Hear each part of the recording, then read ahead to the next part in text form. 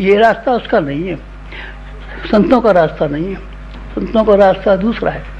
शिवाजी का जब मिलना हुआ समर्थ गुरु रामदास से, तो उन्होंने कहा हमारी आंखों में दर्द होता है, सिंगनी का दूध तो लिया, चला गया। हमारा शरीर और हमारा जीवन जिसको हमने गुरु माना है, उसके लिए हमारा शरीर और जीवन चला जाए तो क्या अर्थ की बात है। इसीलिए वो सिंगनी के पास चला गया और सिंगनी से कहा, माता हमारा गुरु की आंखें खराब हो ही जा रही हैं, उसके लिए हमको दूध की ज़रूरत है, आप या तो दूध हमको दे दीजिए। अगर आप दूध देने की स्थिति में नहीं हो तो आप खा लीजिए, हम खाली हाथ तो जाएंगे नहीं यहाँ से। खाया उसने? नहीं खाया, नहीं, उसने दूध दे दिया। समर्थ गुरु रामदास ने इसको दूध लगा दिया और दूध लेने के बाद में ऐसी एक तलवार उसके हाथ में थी जिसका नाम भवानी था। भवानी को जहाँ कहीं भी मारा गया वहीं उसने संग्राम को फतह कर लिया। खाली हाथ नहीं गया, खाली हाथ कभी जाने वाला था ही नहीं। भवानी का दिया हुआ हथियार कभी खाली हाथ नहीं गया। और हमारी गायत्री कभी खाली हाथ नहीं गई। हमारी गायत्री खाली हाथ जाने वाली नहीं है। ये बंदूक बच्चों को खेलने की नहीं है जो केवल आवाज़ करती है। हमारी चलने वाली बंदूक है, हमारी निशाने पर निशाना लगाने वाली बंदूक है। आपके लिए भी हमको यही कहना था, और कुछ कहना, और क्या कहें आपसे। आप कुछ करते तो है नहीं। करने का वक्त आता है तो आप दाया माया देखना शुरू कर देते हैं। कभी उत्साह आ गया तो थोड़ा सा कुछ कर दिया, उत्साह नहीं आया, जब उत्साह ठंडा हो गया बस फिर खेल खत्म। ये तो बच्चों का सा खेल है, पानी के बबूलों का सा खेल है। पानी के बबूले पानी में पैदा होते हैं, थोड़ी देर के लिए उगे और उगने के बाद में ख़त्म हो गए, समाप्त हो गए ना। ये मत कीजिए, आप मत कीजिए। ये कीजिए जो भी करना है उसको नियम से कीजिए, उसको कायदे से कीजिए, उसको जन्म भर कहिए और उसको संकल्प पूर्वक कीजिए, व्रतपूर्वक कीजिए। और आप ये करना शुरू करें तब फिर हमारे पास जो चीज़ें हैं वो ऐसी कीमती हैं कि फिर हम आपको दें। हमारा देने का अमल है, आपसे कुछ मांगने का नहीं। हमको कुछ मांगना नहीं है आपसे। और कुछ मांगेंगे तो आप बच्चों से मांगेंगे क्या? बच्चों को तो गुब्बारे दिए जाते हैं, पैसे दिए जाते हैं, मिठाई दी जाती है, चॉकलेट दी जाती है, और चीज़ दी जाती है। बच्चों से मांगना क्या? मांगने को क्या रखा है उनके पास? इसलिए तुमसे हमको तो कुछ मांगना नहीं है, लेकिन मांगना ये है कि वहाँ जहाँ के खजाना भरा हुआ पड़ा है, जहाँ के शक्तियों के भंडार भरे पड़े हैं, जहाँ के रिद्धियों सिद्धियों के भंडार पड़े हैं, वहाँ के लिए वहाँ का जो खेत है उसमें कुछ आप बोना शुरू करें। बोना शुरू कर देंगे, मज़ा आ जाएगा। फिर आप देखेंगे कि आध्यात्मिकता के सिद्धांत गलत हैं कि आया सही है। फिर आप देखेंगे कि रिद्धियों और सिद्धियों के बारे में जो बातें कही जाती रही हैं वो बातें गलत हैं कि सही हैं। आप देखना, थोड़ा सा धीरज तो रखिए। आप बहुत जल्दबाजी आप मत कीजिए। हथेली पर सरसों जमती नहीं है। हमेशा बरगद के दरख्त, खजूर के दरख्त बहुत दिन जिंदा रहते हैं और उनको पैदा होने में भी समय लगा करता है। आपको थोड़ा समय लगाना भी पड़ेगा, थोड़ा सा धीरज भी रखना पड़ेगा और आपको संकल्प भी करना पड़ेगा और नियमितता का भी ध्यान भी रखना पड़ेगा और निरंतरता का ध्यान रखना पड़ेगा। अगर आपने इन बातों को ध्यान रखा तो हम आपको आज ये यकीन दिलाते हैं, पहले भी यकीन दिलाते रहे हैं, पर आप ये मान के चलिए कि 1 साल बाद गुरु जी हमसे बात कर रहे हैं तो कुछ काम की बात कर रहे हैं और आपके फ़ायदे की बात कर रहे हैं और अपने फ़ायदे की बात कर रहे हैं। बेकार की बात है नहीं। रावण कब पैदा हुआ था? रामचंद्र जी ने मार डाला। तो हम क्या कर सकते हैं? रावण हुआ और मार डाला। तो तीसरा वो हुआ था, शंकर जी ने गणेश जी का सिर काट डाला और हाथी का सिर चुका दिया। तो हम क्या करें इसके लिए जिससे आपका कोई फ़ायदा नहीं है और हमारा कोई फ़ायदा नहीं है। इस तरह के निरर्थक किस्से कहानियाँ सुनाने की न कभी आदत हमारी रही है ज़िंदगी भर, न इस समय है और न फिर कभी दूसरे जन्म लेने पड़ेंगे। तो भी हमको ये करना पड़ेगा। तो तभी हमको निरर्थक बातें करना और निरर्थक बातें लोगों की सुनना, न हमको सुनना पसंद है न हमको कहना पसंद है। इसलिए आपको काम की बात हम कह रहे थे कि आप अपनी पात्रता बढ़ा लीजिए, बस, और कुछ करना नहीं, कुछ नहीं बढ़ा। तो पात्रता कैसे बढ़ेगी? पात्रता बढ़ाने के लिए कोई बर्तन नहीं खरीदने पड़ेंगे आपको, या आपको स्टेनलेस स्टील के बर्तन खरीदने हैं कि पीतल के बर्तन खरीदने हैं। आपको स्वयं का अपना व्यक्तित्व ऐसा बनाना पड़ेगा इसमें कि आप स्वयं के लिए कम और दूसरों के लिए ज़्यादा निकालें। यही तरीका है, संतों का यही तरीका है, दूसरों का यही तरीका है। सबने यही किया है कि कम, स्वयं के लिए कम, दूसरों के लिए विशेष, स्वयं के लिए दूसरों के लिए विशेष कीजिए। आज समाज को कितनी ज़्यादा आवश्यकता है हम कुछ कह नहीं सकते आपसे। जैसे जब से ये ज़मीन पैदा हुई है और जब से ये आसमान पैदा हुआ है, उस समय से लेकर के आज तक कभी भी ऐसा समय नहीं आया जबकि उनकी जो भावनाशील है, जिनके की कलेजा भी है, जिनका हृदय भी है, उन हृदय वाले और कलेजा वालों की सहायता की जितनी ज़रूरत इस इंसानियत को पहले पड़ी हो, ऐसा कभी हमको याद नहीं आता। आज की समस्याएं बहुत उलझी हुई समस्या है और उन उलझी हुई समस्याओं को हल करने के लिए केवल पात्रों की जरूरत है। आप अपनी पात्रता बढ़ा लीजिए। पात्रता दो ही कीमतों पर बढ़ सकती है और तीसरा कोई तरीका नहीं है। माला घुमाने से बढ़ेगी नहीं, माला घुमाने से नहीं बढ़ेगी। भागवत की कथा सुनने उससे बढ़ जाएगी। अरे बाबा नहीं बढ़ेगी, हम कहते हैं आपसे। जो भागवत पढ़ने वाले की नहीं बनी उनको चोर और उठाएगी रे, हमने देखा है। तो फिर आपको सत्यनारायण कथा सुनने से और रामायण की कथा सुनने से और भागवत की कथा सुनने से कैसे हो जाए? बेकार की बात बकते आप पागलों की तरीके से। ऐसे मत कीजिए, ऐसे मत कीजिए।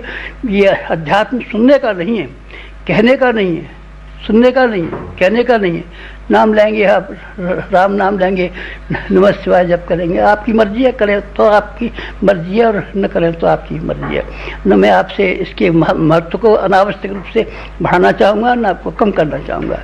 लेकिन मैं ये करना चाहूँगा कि आप अपनी पात्रता को विकसित कर लीजिए। पात्रता को विकसित करने से हमारे धर्मशास्त्र सारे के सारे बढ़े हुए पड़े हैं। गाड़ी वाला रह के बीमारों को, दुखियारों को अपनी गाड़ी में बिठा करके अपंगों को ले जाता था और वहाँ से ले जाता था। गाड़ी उसकी इसी काम की थी। जलाराम बापा का नहीं सुना है क्या आपने?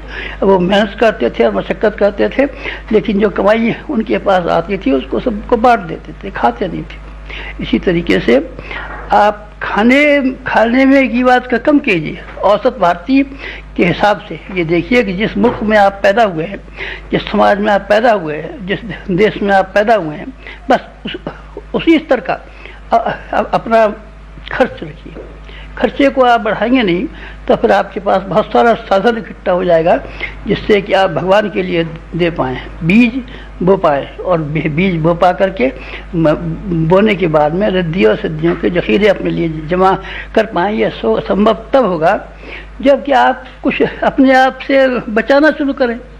लोभ से आप अपने आप को बचाना शुरू करें। लालच आपके पैर से लेकर के सिर तक डूब गया है। सारी ज़िंदगी भर कमाया, लेकिन कमाने का सिर्फ वही तरीका, आपने खा लिया, शौक मौज के लिए खा लिया, बाल बच्चों के लिए जमा कर लिया, बस रिश्तेदारों के लिए दे दिया, साले साली को दे दिया, बस इसके अलावा कुछ किया है क्या आपने? ना, इसके लिए नहीं किया। नहीं साहब, भगवान जी की कथा कहलवाई थी। भाई साहब, भगवान जी की कथा आपने इसलिए कहलवाई थी और मंदिर आपने इसलिए बनवाया था कि जब हम बनेंगे तो भगवान जी भी हमारे लिए एक ऐसा ही मकान और फ्लैट बना देंगे जैसा कि भगवान जी के लिए हमने फ्लैट बनाया है। चालाकी तो आपके रोम रोम में भरी पड़ी है।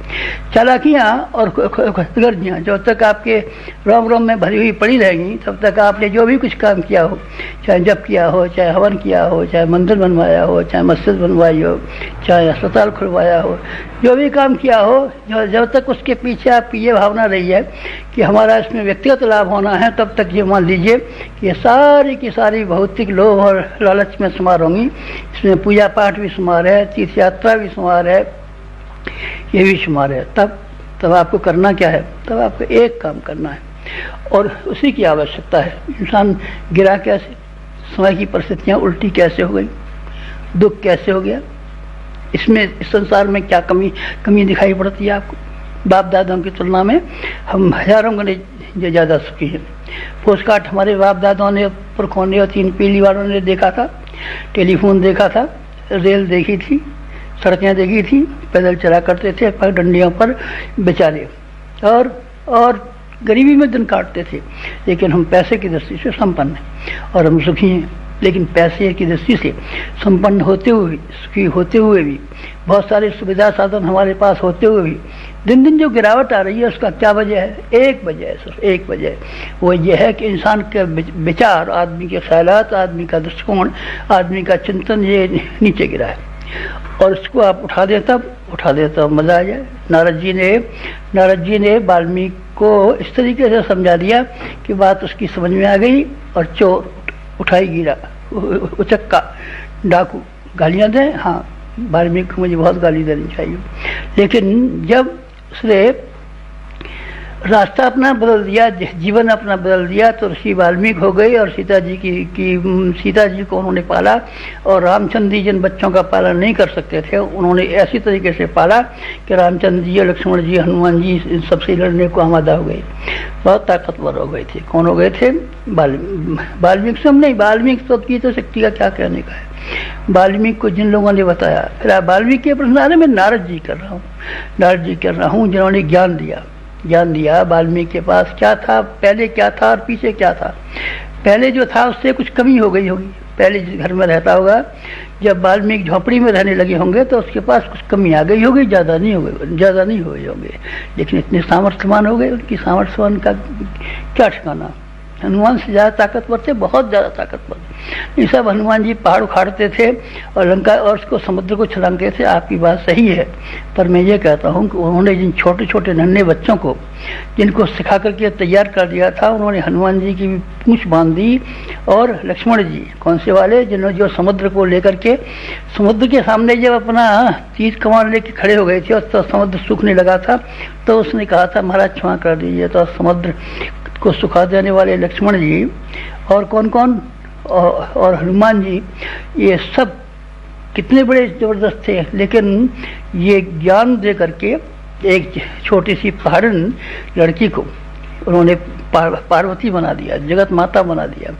अगर उनका ज्ञान न मिलता था पार्वती बन जाती, नहीं तो पार्वती नहीं बन सकती थी। फिर एक पहाड़न रहती है और किसी पहाड़न के यहाँ उसकी शादी हो जाती, बस पहाड़न की पहाड़न रह जाती।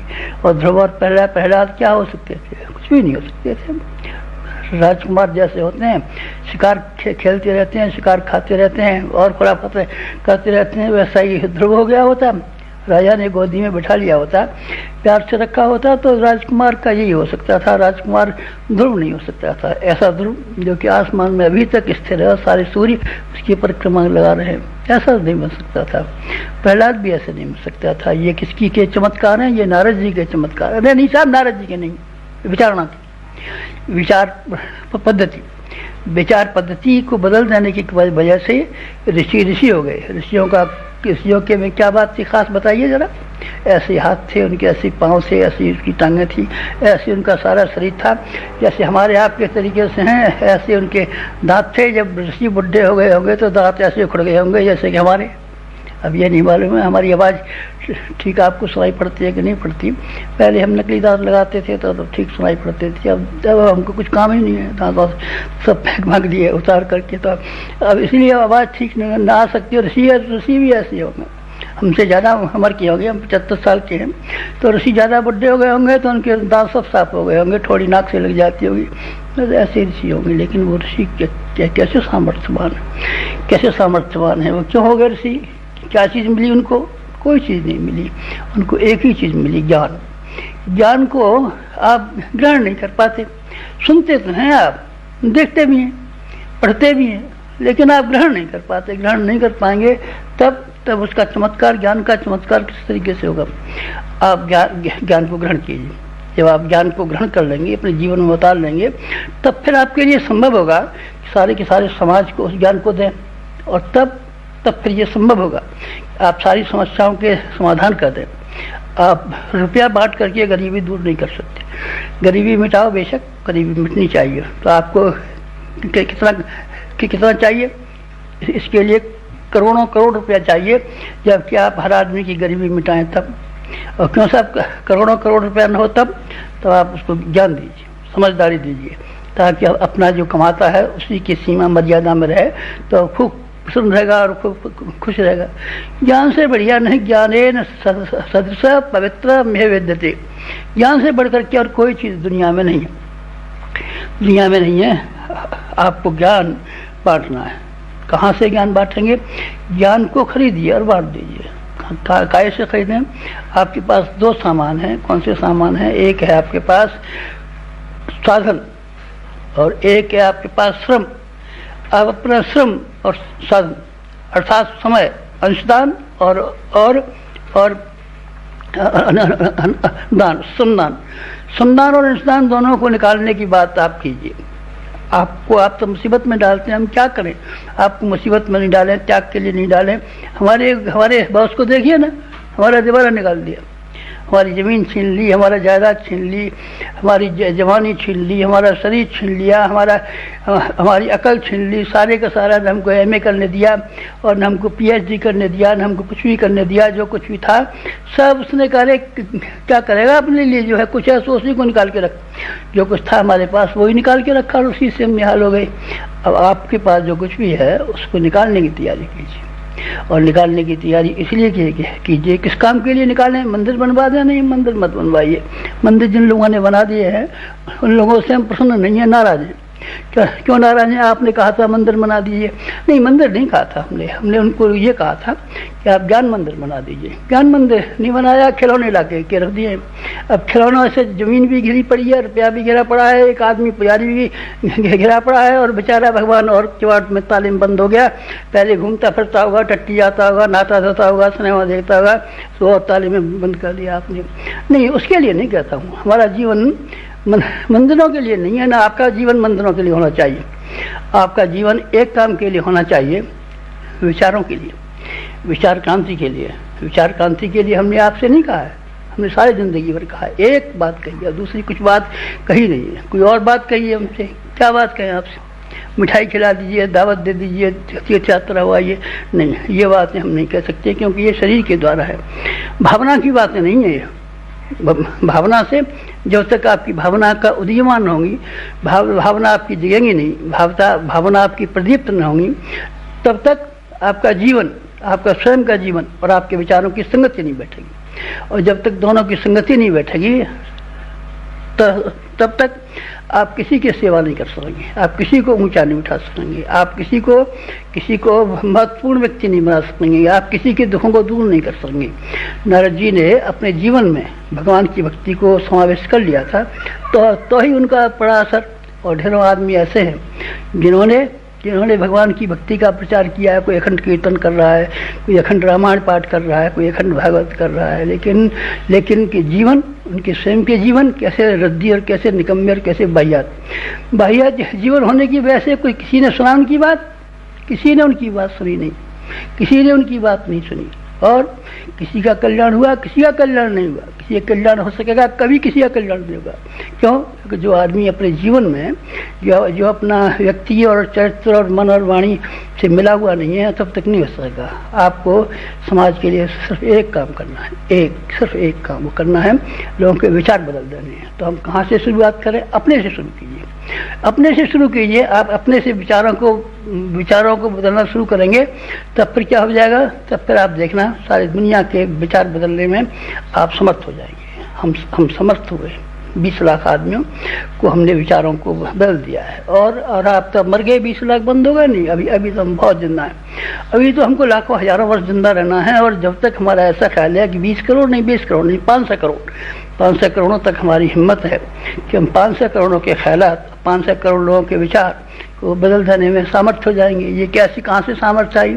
ये बाजार में से नहीं खरीदी है, ये हमने सामर्थ्य वहाँ से आई जहाँ के अपना चिंतन और जहाँ अपना चरित्र और जहाँ अपने विचार को हमने मिला लिया। जाने के लिए, लोगों को ज्ञान देने के लिए हमारी बात को सुना है, लोगों ने हमारी बात को गौर किया है। आपकी बात को भी लोग सुनेंगे, आपकी बात को भी गौर करेंगे। ऐसा नहीं हो सकता कि आपकी बात को सुने नहीं, गौर न करें। और सुनने और गौर करने का परिणाम, नतीजा वो नतीजे होंगे जो आप चाहते हैं। आप चाहते हैं लोगों की गरीबी दूर हो जाए, आप चाहते हैं लोगों की बीमारियाँ दूर हो जाएँ, आप चाहते हैं लोगों में से लड़ाइयाँ बंद हो जाएं, आप चाहते हैं दुनिया में से क्या क्या खुराफातें हो रही हैं दूर हो जाए। मैं आपको यकीन दिलाता हूँ कि ये सब बीमारियाँ सुगम होने को हैं। कैसे? अगर आप एक काम कर दें, तब लोग के ख्यालात दूर कर दें, अस्पताल खोल दें, तो बीमारियाँ अच्छी हो जाएंगी? नहीं, अस्पतालों से बीमारियाँ अच्छी नहीं हो सकती। अस्पतालों से बीमारियाँ अच्छी होती हैं तो जितने भी डॉक्टर रखी हुए हैं सब अब तक ये हो गए होते हैं। और मालदारी संपन्न आदमी से अगर संपन्न हो गए होते तो डाकू और चोर और जेबकट जो बराबर कमाई करते रहते हैं, जिनकी कमाई का कोई ठिकाना नहीं, जिन्होंने सारी ज़िंदगी भर कितना जाने कमाया होगा, लेकिन फिर उनको कमाने की या फिर अपनी गरीबी की अभावों की जरूरत क्यों पड़ती? केवल एक ही चीज़ दुनिया में है जिससे आप किसी का भला कर सकते हैं, और वो है उनके ख्यालातों को बदल देना। ख्यालातों को बदल देने से ही हम आज की जितनी भी समस्या है इनको ठीक करने की बात कहें, ठीक करने की जिम्मेदारियाँ उठा सकते हैं। आपने हमारे लेख पढ़े हैं ना, हमारा सूक्ष्मीकरण का उद्देश्य पढ़ा है ना, अब फिर पढ़ना की बात ये ख्याल करना है कि जिन लोगों में सामर्थ्य हैं उन लोगों को कहेंगे कि सामर्थ्यों को सिद्धांत के साथ मिला दीजिए, सामर्थ्यों को सिद्धांत के साथ मिला दीजिए, सामर्थ्यों को सिद्धांत के साथ मिला दीजिए। हम अपने सूक्ष्मीकरण का पूरा दबाव इस बात पर डाल रहे हैं कि लोग बाग अपनी सामर्थ्य को सिद्धांतों के साथ मिला दें, और जहाँ सामर्थ्य को सिद्धांतों के साथ मिलाया फिर वो इतने ताकतवर आदमी होंगे कि लोगों के पास जहाँ भी जाएंगे, जिनसे भी कहेंगे, जो भी कहेंगे, लोग उनकी बात को ज़रूर मानेंगे। हमारी बात को ज़रूर माना है लोगों ने, अब तक कितने लाखों आदमियों ने माना है, आप भी उन्हीं में से हैं। और इससे आगे हमारी सूक्ष्मीकरण की जो प्रक्रिया चल रही है, हमारा ऐसा ख्याल है कि जितने भी सामर्थ्यवान आदमी हैं ये हमारा कहना ज़रूर मानेंगे। पैसे वाले हमारा कहना, हमारा विश्वास है, ज़रूर मानेंगे। विद्वान हमारा कहना ज़रूर मानेंगे, शक्तिवान कहना हमारा ज़रूर मानेंगे, राजनीतिज्ञ हमारा ज़रूर मानेंगे। क्यों आप ऐसी बात क्यों कहते हैं? इसलिए कहते हैं कि हमारे मन ने हमारी बात मान ली और अपने मन को अपनी बात मनाने के लिए हमने रवाना कर लिया। आपसे वही बात कहते हैं जो हमारे गुरु ने हमसे कही थी, वही हम आपसे कहते हैं, और कोई बात हम नहीं की। जो गुरु ने हमसे कराया था वही हम आपसे करा रहे हैं। हमने अपनी शक्तियों को जो स्वयं की कमाई हुई थी अथवा भगवान की दी हुई थी या पहले जन्मों की थी, हमने खाई नहीं है, सब हमने बोई है, और बोने के बाद में हम मालदार होंगे। आपसे हमको सिर्फ एक बात कहनी है, दूसरी कुछ नहीं कहना है। यहाँ बुला करके गुरु जी और कुछ कथा कहिए नहीं, और कोई कथा नहीं है हमारे पास, और कोई रामायण सुनाइए, कोई मंत्र सुनाइए, एक ही मंत्र है हमारे पास। कौन सा मंत्र है? कि सिद्धांतों को जीवन में शामिल कर लीजिए। हमने सिद्धांतों को जीवन में शामिल किया है, आप भी शामिल कीजिए। क्या शामिल करें? बस एक बात शामिल कीजिए कि आपके पास कम से कम दो चीज़ें। विद्या आपके पास है कि नहीं हमें नहीं मालूम है, आपके पास दौलत है कि हमको नहीं मालूम है, लेकिन साधन थोड़े और बहुत जरूर आपके पास, और आपके पास श्रम जरूर पास है। आप ज़रूर श्रम करते हैं, खाना खाने में श्रम करते हैं, नहाने में श्रम करते हैं, टहलने में श्रम करते हैं, कपड़ा धोने में श्रम करते हैं, कहीं न कहीं तो श्रम करते हैं। श्रम से ज़्यादा गरीब कोई दुनिया में नहीं हो सकता जो आदमी ये कहे कि हम श्रम नहीं कर सकते, और कोई दुनिया में ऐसा आदमी नहीं है जो ये कहे कि हम नंगे फिरते हैं और हमारे शरीर पर तन ढकने का कपड़ा नहीं है। हम उसी में से मांगते हैं। हम कब कहते हैं कि आप करोड़ रुपया दीजिए? हम कब कहते हैं कि आप हमको अमुक चीज़ दीजिए? जो आपके पास है उसी चीज़ को आज की मनुष्य की आवश्यकता है, बेहद जरूरी आवश्यकता है। आपका कल्याण तो उसमें है ही, हमारी प्रसन्नता तो उसमें है ही, हमारे भगवान और हमारे बॉस की प्रसन्नता तो है ही। तो सबसे ज़्यादा जरूरत यह है कि आज का जो ज़माना है, आज का जो समय है, बेहद दुखी है। जब से ज़मीन बनी है तब से कभी इतना दुखी नहीं हुआ। सबसे ज़्यादा इतना हैरान आदमी इस वक्त दिखाई पड़ता है, उतना हैरान कभी नहीं हुआ। रात को टंकोला की गोलियाँ खाता है तो भी नींद नहीं आती, नशा पीता है तो भी नींद नहीं आती, चैन नहीं है आदमी को, किसी भी तरीके से चैन नहीं है। सब आदमी बेचैन मालूम पड़ते हैं, बुरे से बुरे कर्म करने को रजामंद तैयार है, और क्या नाम है तो भी चैन नहीं है। अमेरिका को चैन नहीं, रसिया को चैन नहीं, जापान का बेचारे पर परमाणु बम गिरा करके सफाया कर दिया तो अभी शांति है, तो अभी शांति नहीं है। शांति कहीं से नहीं मिलेगी, शांति एक चीज़ से मिलेगी, ज्ञान से। वो ज्ञान कहाँ है? वो आध्यात्मिक ज्ञान है। आध्यात्मिक ज्ञान कहाँ है? हमारे पास है, और किसी के पास नहीं साहब। वहाँ स्वामी जी सत्संग करते हैं, बकते स्वामी सत्संग करते हैं, स्वामी जी करते हैं अपना सिर, किसके स्वामी जी सत्संग करते हैं? फलानी बात है, माया है, ईश्वर है, जीव है, प्रकृति है, तुम्हारा सिर है। अध्यात्म हमारे पास है, सिर्फ हमारे पास। वो अध्यात्म है जिसमें कि अपने आप को ठीक किया जाता है, और दूसरों को अपनी वाणी से नहीं, अपनी क्रियाओं से उपदेश दिया जाता है। हम वाणी से आजकल भाषण देने में बंद हैं, लेकिन क्या आप ये समझते हैं कि हम लोगों को नहीं कुछ कह रहे हैं? हम इतने जोरदार, इतनी वाणी से कह रहे हैं कि हमारी वाणी को सुन करके आदमी कांप जाएंगे और थर जाएंगे। आप भी अपनी वाणी से कपाने दे रहे हो, थरथराने कीजिए। संसार की यही सेवा है, आपकी अपनी यही सेवा है। हमारी प्रसन्नता यही है, हमारे बॉस की सेवा यही है, बस इस तरह का है। यही आपसे कहना है, अगर आप सुन सकें तो हमारी बात सुन लीजिए। हमारी बड़ी प्रार्थना है, हमारी बड़ी कामना है कि आप जब आए ही हैं और हमारी शक्ल को फिर एक बार 1 साल बाद देख ही रहे हैं और हमारी आवाज़ सुनने के लिए फिर आपकी इच्छा है तो कृपा कीजिए, बस हमारी एक ही बात सुन लीजिए कि दुनिया को ज्ञान की बेहद ज़रूरत है। ज्ञान के बिना एक समस्या नहीं होगी, और ज्ञान को अगर आप बांट सकें तो फिर दुनिया में एक भी समस्या बाकी नहीं रहेगी। कौन कर सकते हैं? आप कर सकते हैं, आपके पास सामर्थ्य है, आपके पास साधन नहीं। साहब हम गरीब आदमी हैं, आपके पास बहुत सामर्थ्य है, हम भी गरीब हैं। हम कौन अमीर दिखाई पड़ रहे हैं आपको? जो कुछ था अमीरी थी उसको ले गया, कौन ले गया? अब तो अभी हम भी गरीब हैं, आप गरीब हैं तो हम भी गरीब हैं, ऋषि भी गरीब थे, लेकिन फिर गरीब रहते हुए भी आप बहुत कुछ कर सकते हैं। बस इसी के लिए बुलाया था। अगर आप ये कर पाएँ तो हमारा जी इतना प्रसन्न होगा कि आप हमारा दर्शन करने आए, वाणी सुनने आए, लेकिन हमारा कहना भी मान लें तो हम निहाल हो जाएंगे। और कुछ कहना है? और नहीं कुछ कहना है। करिष्ये वचनम तव, हमने भी अपने गुरु से कहा था, करिष्ये वचनम तव, करिष्ये वचनम तव। आपके मुंह में से भी ये शब्द निकल पड़े, करिष्ये वचनम तव, हम करेंगे आपकी बात को। सुनेंगे नहीं, पढ़ेंगे नहीं, करिष्ये, करेंगे। अगर आप ये करेंगे तो बस बात खत्म हो जाएगी। आज का हमारा प्रवचन नहीं खत्म होता। ओम शांति।